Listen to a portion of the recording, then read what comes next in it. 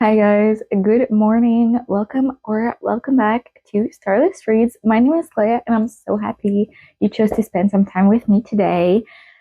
I've been gone for so long. At least it seems to me like it's been months since I filmed. I know it's only been a couple weeks, but I miss it so much. I've been extremely busy. I've been low energy. I've been in a reading slump. Nothing was going well for me.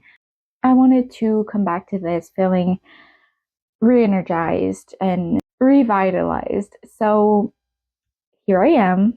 It's a beautiful Thursday morning and I'm not working until tonight. So I thought I would quickly just start this reading vlog here. This is going to be just a basic reading vlog. Follow along as I read for a couple of days.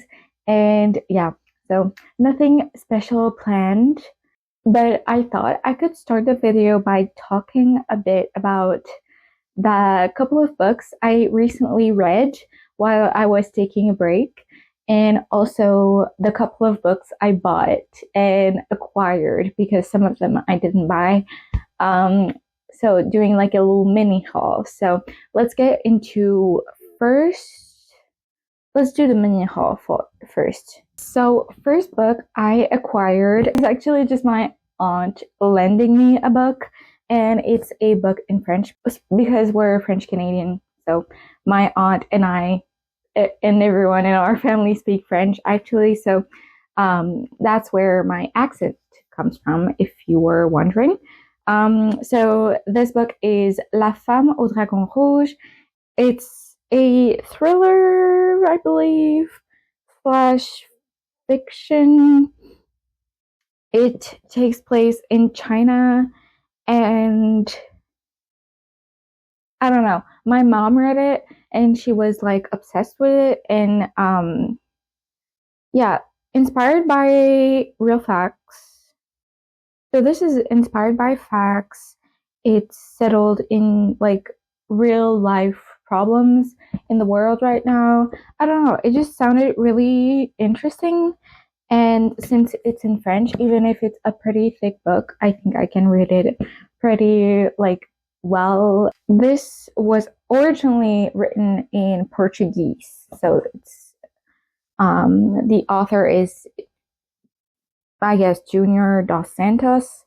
So I guess if you're Portuguese, you can read this in the original language, but otherwise, you know, I don't mind checking this book out in French. Okay, then this week I went to the thrift store with my girlfriend, and she needed like some clothes for back to school, but I checked out the book section as usual, and I found out tragically that the book section at my local thrift store, um, it used to sell books for $1 each, and now it's switched to $3 each, which is so sad.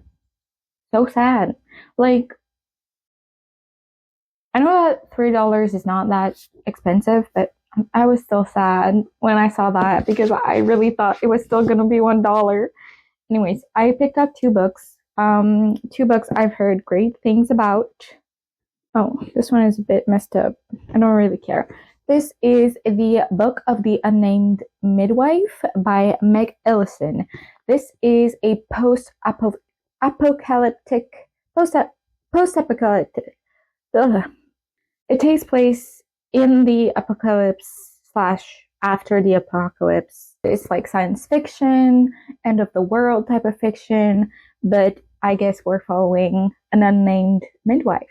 So someone who delivers babies in the apocalypse. That's definitely already grabbing my attention. I've heard great things about this. I've heard great things from Books with Emily Fox, who's, fun facts, also a booktuber from Quebec, where I'm from. And she loves science fiction and apocalyptic books and stuff like that.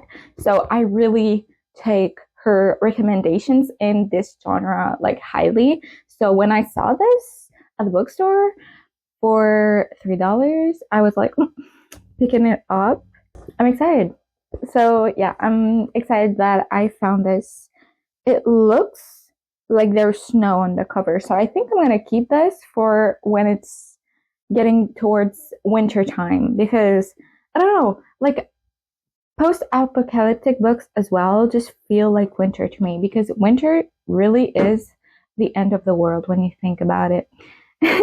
And then the other book I was so surprised to see in the thrift store is These Violent Delights by Chloe Gong. This is a really popular first book in a really popular duology. Yeah, it came out in 2020, so it's really not that old. And this is a historical fantasy inspired by Romeo and Juliet. So it takes place in 1920s Shanghai. And yeah, there's two rival gang families, I believe, and also monsters, because it's a fantasy. And I believe that there's some sort of romance in there, because Romeo and Juliet. There you go. It sounds really interesting. It was $3. I was like, okay, I need to try this. I heard great things about this book world. I know there's another duology set in this world, also by this author, that came out more recently. So I'm excited to see if her books are for me, if I'm interested in this whole universe, because if I am, there's a potential for me to find like many new favorite books for me to read. So exciting. This is also YA, so it's a younger audience. So yeah. And then I recently purchased two books full price, which is a lot for me. Okay, I rarely purchase books for full price because that is so expensive. But I went into the bookstore with one book in mind and I got it.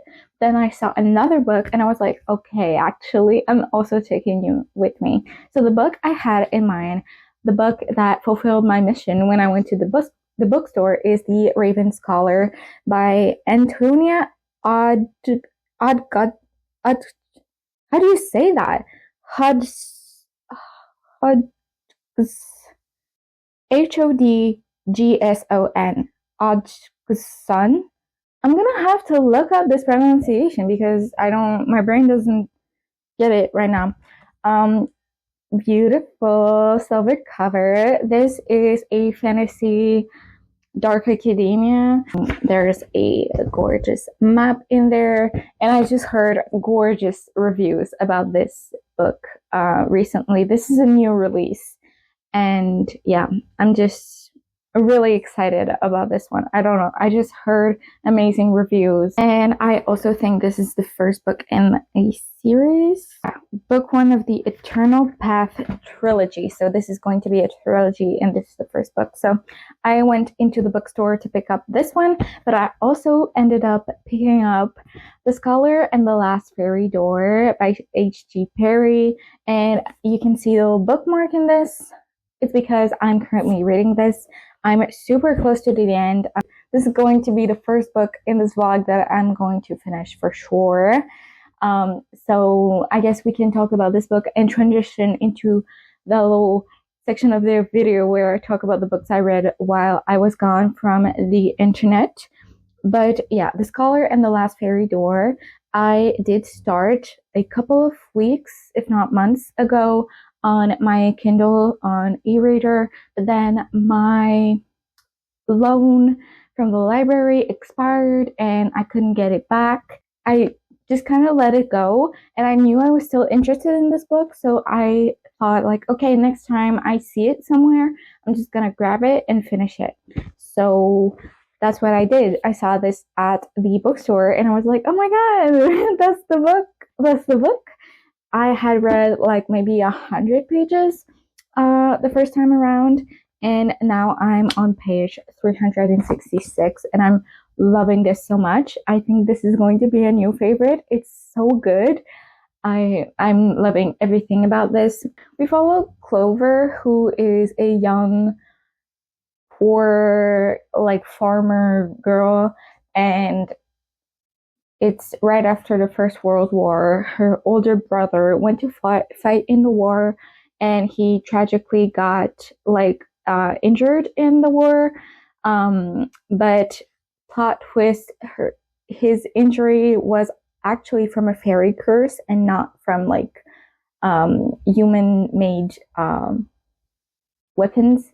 So she discovers like this world of magic through this curse that her brother has been afflicted. And she decides to go and study magic to maybe try to solve, try to find a remedy for her brother's curse.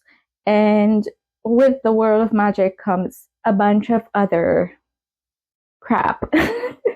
It's, I would say, just dark academia. It's definitely fantasy. We have a gorgeous, like, school setting, academic setting. We also have this whole, like, political intrigue going on. We have magic, lots and lots of magic.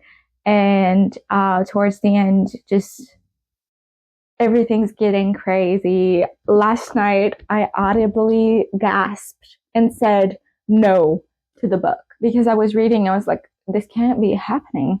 So, yeah, this is going to be the first plan of this reading vlog for me. I'm so excited. Okay, I'm just going to pick up like the 2 books I read during my break. Okay, the first one is such a big achievement that this is basically why I'm doing this section of the video. I want to brag, okay? I want to say, claim on the rooftops that I did read that book. I read that book in its entirety, and I feel so proud of that because I never thought in 1,000 years I would ever read that book, but I read it, and I'm so proud of myself. I don't know. I'm just like, ah. Okay, I read The Iliad by Homer, translated by Emily Wilson. Very important because the way this woman translated Homer's work made it so easy to read. I don't know why I was so scared of this book. Maybe because it's a huge fucking classical classic, but it was so good. It was so good. You can see the tabs. You can see the tabs. It was so good, and I was so scared of this book for what? No reason. I don't know. This book was so easy to read. I don't know why I never thought of it that way, but this is translated into modern English. So it's not like reading Shakespeare where your brain has to be activated to the highest level in order to follow everything that's going on, even the weird words or turn of phrases.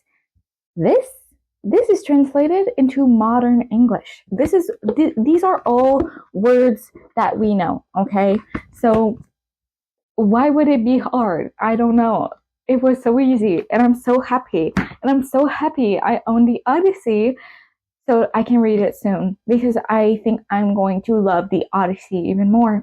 But this is basically about a small period of time in the Trojan War, and we follow a bunch of people fighting in the Trojan War, and also the gods watching over them and kind of meddling in this war, meddling in people's lives. And it's tragic, it's horrible. I have to read this section from the introduction. So this was written by Emily Wilson, and it's just the introduction to this book, and it's so well worded. I have to read it. You already know the story. You will die. Everyone you love will also die. You will lose them forever. You will be sad and angry. You will weep. You will bargain.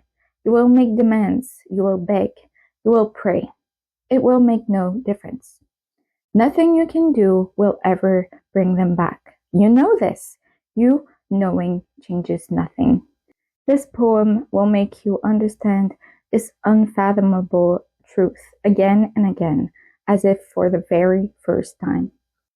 She said it so well. Like, this really makes you understand how tragic just life is in general, because everyone's going to die and we can't do anything about it, and we just have to live with that. The only little ick I had in this book was the lists of names, like my eyes, I have to admit, they glazed over. Because when you tell me there was this person present, and then the leader of this person was this person, and that person's father was this person who's also married to this person, and then none of these people matter at the end, like it does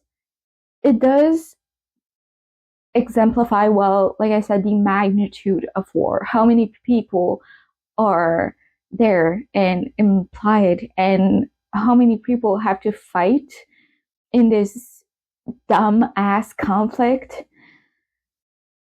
So that it serves that purpose, but also it happened too many times in this book to be like, okay, I get it. There are a lot of people, you don't need to name each and every one of their names. Thank you. But other than that, there are so many moments in this I just left me speechless, left me with tears in my eyes. I was eyes glued to the page with this book. I don't know. I think I read it in like 1 week, which is crazy for a book this size and a classic. I don't know. I'm just so proud of myself. So, little tap on the back. And then I need to double pat myself on the back once again, because also yesterday I had a sudden urge to pick up a Shakespeare. And that doesn't happen often. So I had to seize the moment. And I picked up, not this entire thing because I'm not crazy, I picked up A Midsummer's Night's Dream. And honestly, maybe one of my new favorite Shakespeare. Like, okay, I think Macbeth is still up there as like my favorite. But I have to put this down. It's so freaking heavy. I was struggling yesterday reading it. I was like, ugh, my wrist hurting and shit. But yeah, A Midsummer's Night's Dream. It's hard to talk about it without spoiling everything because it's a really short play.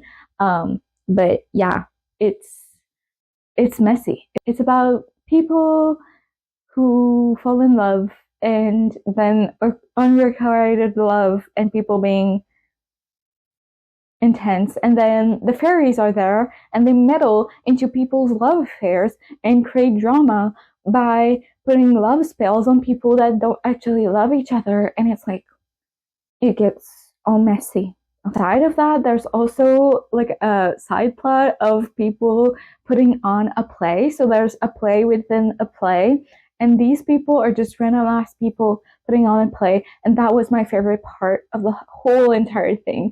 They were like preparing a play for the king, and they are so bad at it. It's a horrible play, and that makes it so freaking funny. And I love that. I love that whole like play side plot. I was eating it up. I don't know. It's so stupid. It's such a stupid plot. Like in this play, one guy was meant to play the lion. Okay, meant to play the lion, and then he gets his role and he's like, okay, so can I get my lines? Like, what do I need to do? And he gets told, oh, don't worry about it. You just need to roar. And then he was like, all right, fine. But then he added some lines to himself um, as a like forewarning, because there was going to be ladies present for the play. He wanted to tell the ladies, hey, ladies, I'm not an actual lion. Guys, hey guys, I'm not an actual lion, so you need not be scared. I'm just a guy playing a lion. So when I roar, don't get too afraid. And he was so serious about that, and that was so freaking silly.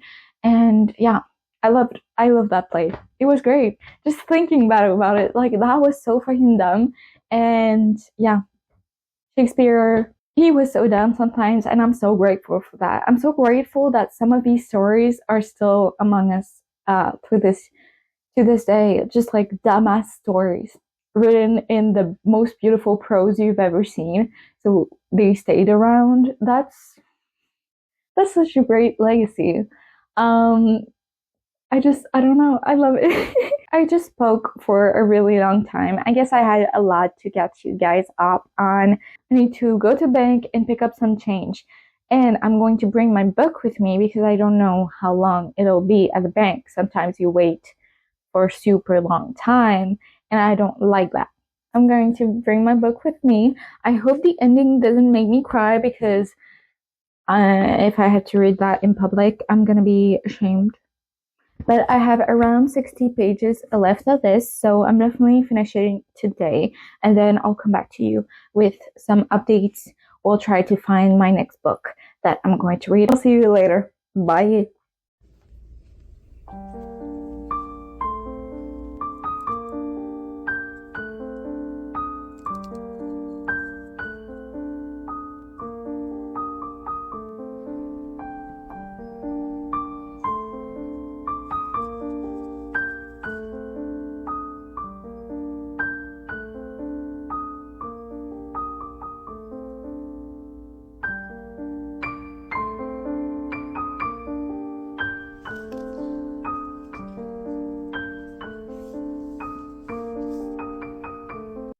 Hello, I'm back. I did went to the bank, like I said, but it ended up not taking that much time. So afterwards, I went to the library to finish my book. So fun update, I'm done with The Scholar in the Last Fairy Door, and this book kept being good up until the end. It did not disappoint me at all. I'm so happy about this book in general. I definitely think it's a new favorite. I now want to read the other book by this author, which is The Magician's Daughter. I'm excited to see everything that this author has written before because I really loved how this was done. I loved the fairies, I loved the magic, and I love the plot. This book is barely over 400 pages, but it feels so full. It truly feels like so much went on in those 400 pages that it was just really well done. I'm just happy overall about this one. So yes. And then while I was at the library, I couldn't help but browse a little bit, and I picked up two books. The first one is a graphic novel, and I love getting graphic novels from the bookstore because they're super expensive, but then they read really quickly, and I don't know. And more often than not, I don't really like holding on to them. I prefer having like a small moment with them and then giving it back to the library. I feel fine with that. This one is more of a manga, but it's so big that I don't know. Is it a graphic novel? I'm not sure.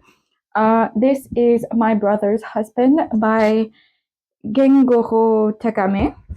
It's set in Japan, and I believe it's about this guy who had a twin brother who just passed away. And while he's grieving for his dead brother, he finds out that that his brother had a husband and a whole hidden life, a whole gay hidden life.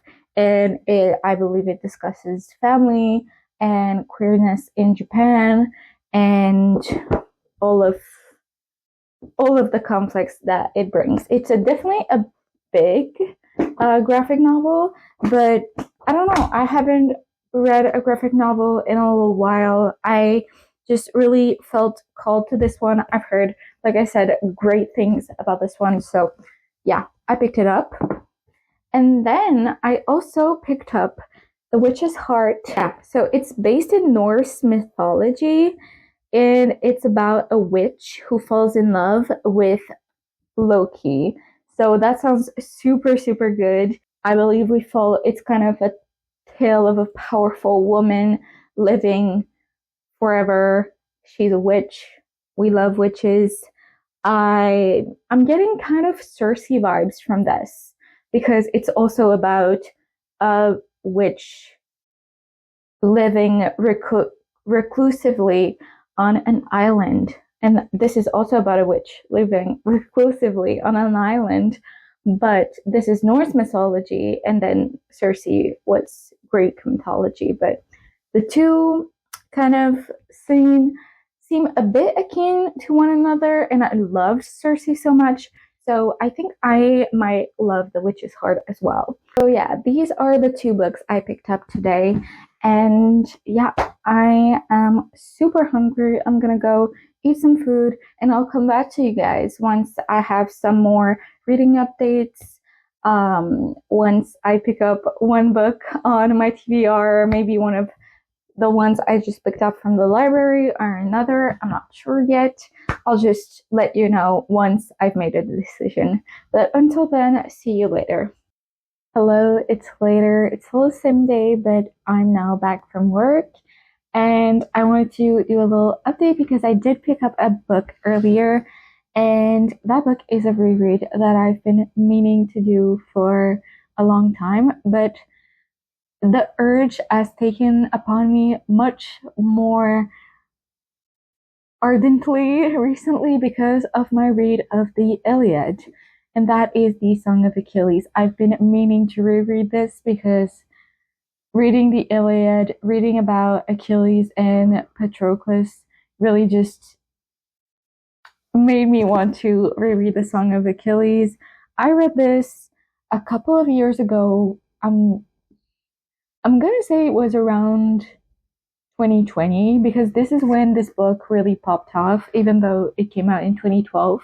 And I think back then I was not yet a fully developed reader, seasoned reader, to fully appreciate this book and get everything it was doing. But now I am. I'm definitely like, I remember being so confused the first time I read this, still enjoying it, but blindly. But this time around, I'm not blind. I'm seeing everything.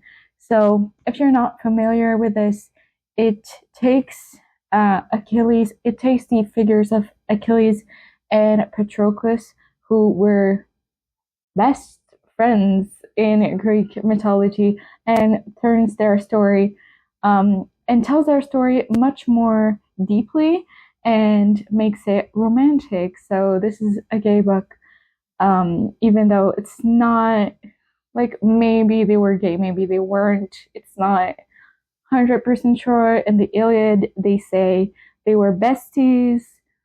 You know how that goes. So yes, so earlier I made it to page 60, but yeah, so that was my quick update.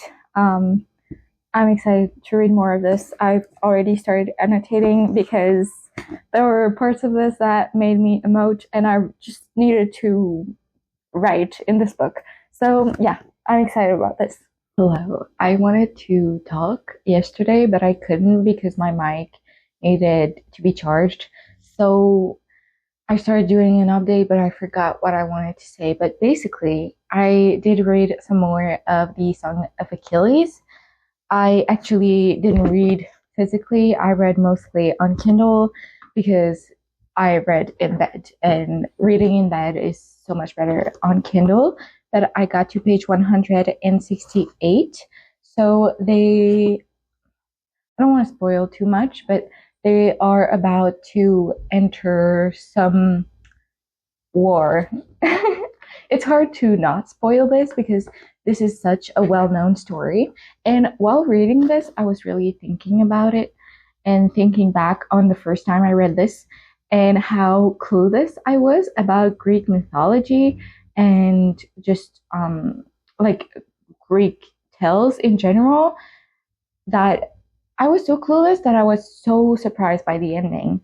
But anyone who has like a minimal knowledge of Greek mythology will know when you tell them this is a like Achilles and Patroclus retelling what the ending is going to be. Like everyone's going to know. This was not like a plot twist kind of ending, but to me, the first time I read it, it was plot twist. It was crazy. But yeah, it's kind of like if you get told, oh, this is a Romeo and Juliet retelling. Like, guess what the ending's gonna be? Like it's not a plot twist. It's not surprising. We all know what the ending's gonna be. So this is kind of the same thing, but I just remember being so surprised, so shocked at the end of this the first time around. And now I'm just so aware of just like everything, the foreshadowing. Um, yeah, and since I've just read the Iliad, it's so fresh in my mind. I'm interested to see how the character of Achilles is going to change in this during the war. Because definitely in the Iliad, Achilles is not always like the best person. I don't know. He's kind of annoying sometimes. So I kind of forgot how he's portrayed during the war in this book. And I'm interested to see, like, through the eyes of Patroclus, who is in love with him, is he going to be as annoying as he is in the Iliad? Because if we want to be historically accurate, he at least needs to be a little bit annoying. So today is Sunday. It's a slow day for me. I'm not wearing makeup, so my camera is far away. My skin has been struggling a bit, so I chose to not wear makeup this morning. And then, so I don't really have plans today. I also don't have Wi-Fi in my apartment right now, so I'm kind of like thinking of doing nothing except read. I think I could make a pretty big dent in this because this book is not that long. It's 360 something. Okay, so I legit have 200 pages left of this to read. Um, that's doable in one day. I could finish this today. We'll see. We'll see. I'm not pressuring myself. I'm feeling a bit sick as well, so I don't want to force myself into anything. But yeah, these are the plans. I'm also thinking of maybe reading a bit of My Brother's Husband because a comic right now just seems so fun. Like a manga seems perfect for my brain, who's like my brain is feeling a bit foggy. So I don't know. I think a manga could help me with that, especially like an emotional manga feels like the right thing for me right now. I don't have anything else to say. I'll see you later.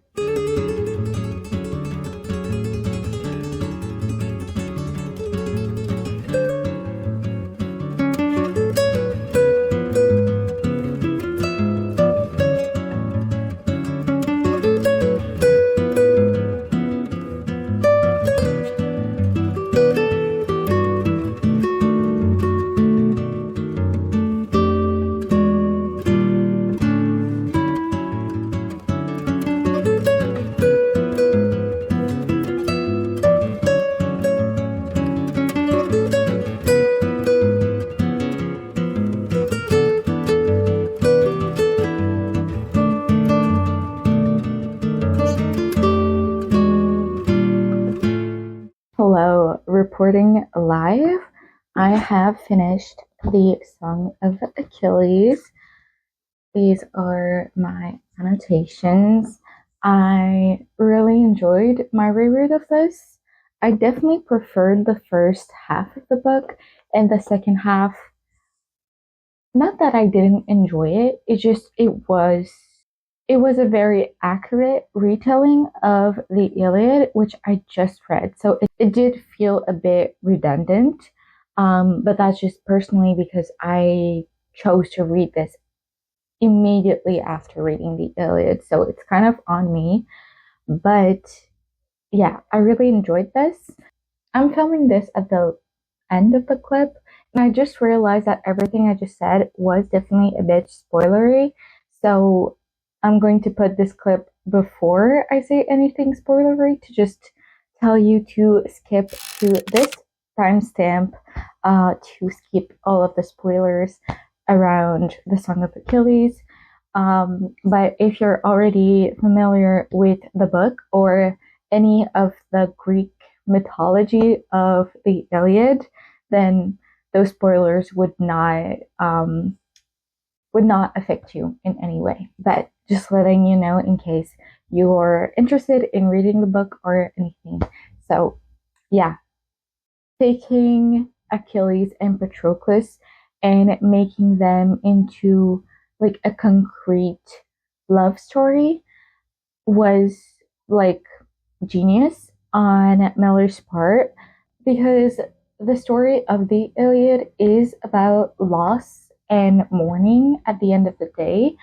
And with the Song of Achilles, we deal with loss of people we love, but also the loss of like a relationship, like love and the person you were before.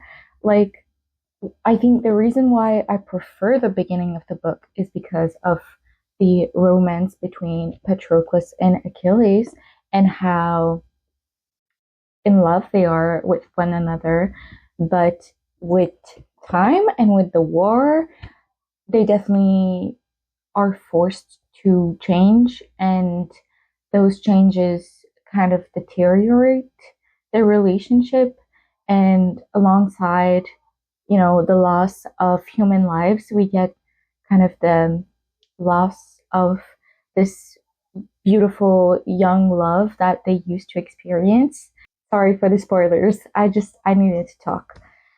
Yeah, but now that I've finished reading the Song of Achilles, I can pick up another book.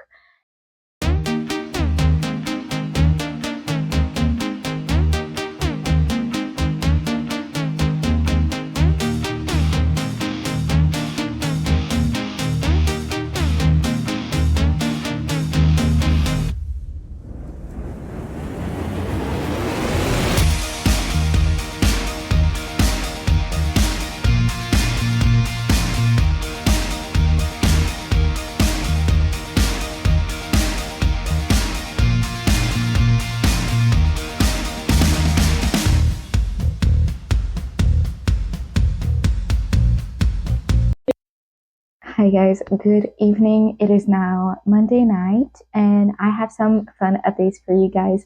So yesterday I was wondering which book to choose to read, but I did end up picking up My Brother's Husband by Gengoho Tagame, I think, and I finished the entirety of it. I did not think I would finish it because this is a thick manga, but I did finish it entirely in one evening. I just could not stop reading this. So I think I talked a bit about this book at the beginning of the vlog, but I'm just going to do a quick summary of what this is about. This story follows Yaichi, who is a work from home husband.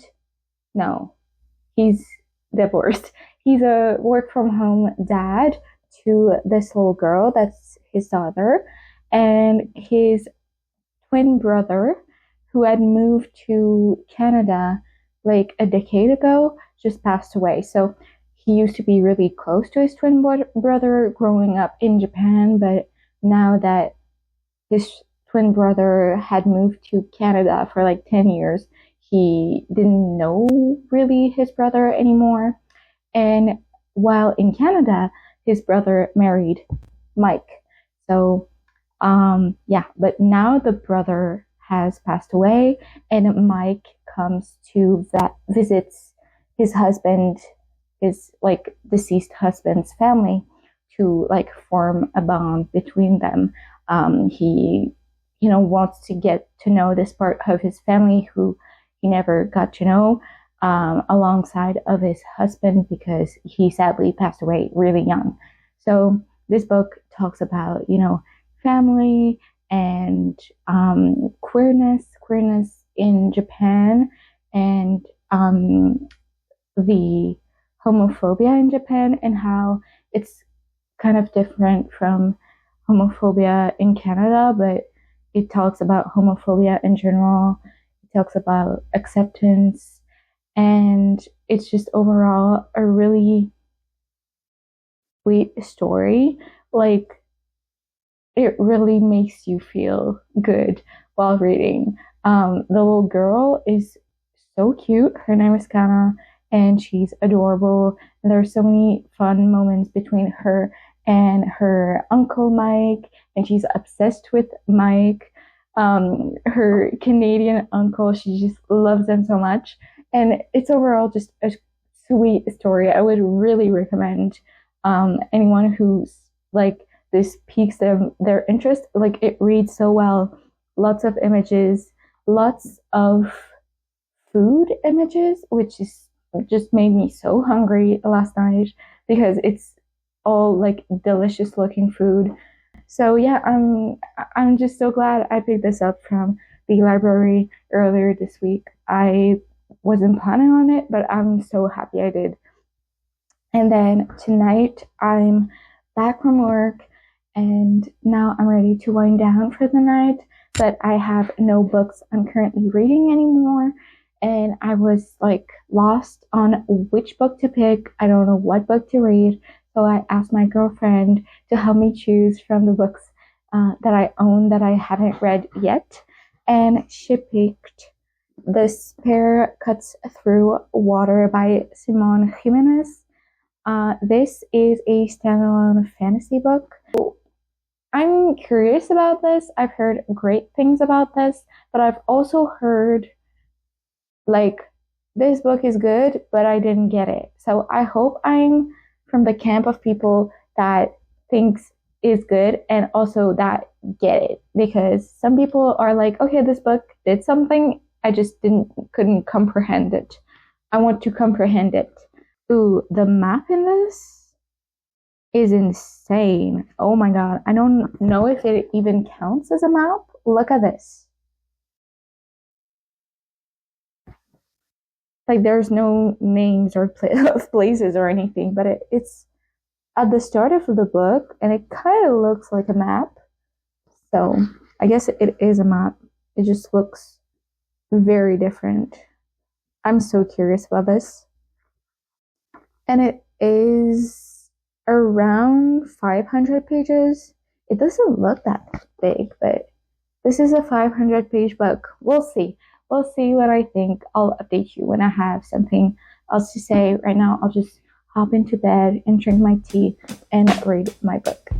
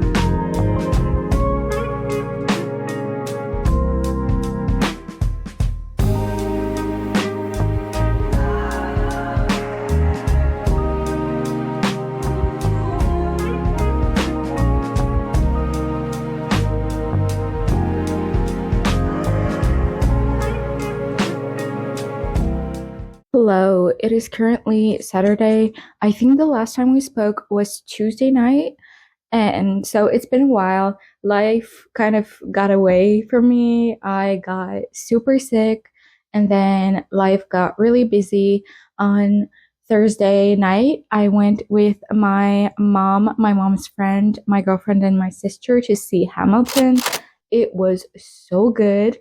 I'm still like on a high from it. It was so good. The current cast is freaking amazing. I loved Eliza. That was just a little parenthesis. Also, the orchestra was so good. Like the guy, the what do you call the guy leading the orchestra? Like the maestro? He was also playing piano and he was so good. Anyway, it was a super good show. But yeah, I haven't had a lot of time to talk to you guys, but I'm here actually to close out this vlog. I think I filmed enough. And I'm also planning on starting a 24-hour readathon either tonight or tomorrow morning. So I want to stop this vlog now so that I can jump into the next one. I'm really excited about that, so stay tuned if you're interested in that. It's probably going to be out soon. And yeah, so the last time we spoke, I was speaking about The Spear Cuts Through Water, and I ended up only reading a couple pages of that. I think around 30 pages, maybe, nothing more. I haven't read any since, and that is because that book I think is going to be quite complicated, and my mind was just not in it. My brain was not ready for such a complicated read. I know, however, that it's going to be an amazing read. Like the writing is so beautiful, and I'm a sucker for beautiful like lyricism in writing, but it was just too much in the moment, and I knew that was not what I needed. So I read about 30 pages and then I set it aside for the moment, but I still know I'm going to love the book. I just really want to take the time to savor it when I'm in the right headspace. Because let me kind of try to explain how the book is set up based on the oral storytelling tradition. And so the book starts, and it starts in second person point of view, which is you. So you do this, you do that. And the you gets told a story by, I think, the grandmother. So the grandmother tells the you point of view a story about this like mystical, magical theater place. And then you get sent to the magical, mystical theater place through dreams, I think. I don't know. I was quite confused. And then, so the you point of view gets told the story of you going to the theater, and in the theater, there's the actual story of the book taking place, I think. I'm not sure because I haven't even finished the first chapter. so, um, so, and then the story takes place in the third point of view, but you're still there as a second point of view POV. I really just say point of view POV, and I think that's brain rot. I don't know, like point of view POV. What? Yeah, obviously, this is the good, amazing content you're getting with my videos. Just me repeating the same shit in different fonts. So yeah, it was quite complex, and I was having a bit of trouble following like what part of the story was the grandmother telling and what part was the retelling of the tale in the theater, and what part was what was happening in the theater not told by the grandma. Like quite confusing. And I know I can get into a certain headspace where I get past the confusing stuff in the story and focus on the amazing, gorgeous lyricism, magical thing happening. But I was just not in that headspace in the moment. So I, like I said, set it aside for the moment. And that's all I need to say to close out this vlog. I think it was still quite a productive reading vlog. We finished The Scholar and the Last Fairy Door, which is a new favorite of mine. We read My Brother's Husband, which is such a cute manga, really recommend. And then I also read The Song of Achilles. which was a reread. It was so enjoyable, and I'm so glad I did that reread. So, like, overall, a really good reading vlog, I think. And yeah, I'm happy about everything that I read. If you're interested in seeing more from me, you could subscribe. You could check out my other reading vlogs. These are the videos I prefer to film, so I have quite a lot on my channel. And with all of that said, I'm going to go now. But thank you so much for watching. See ya.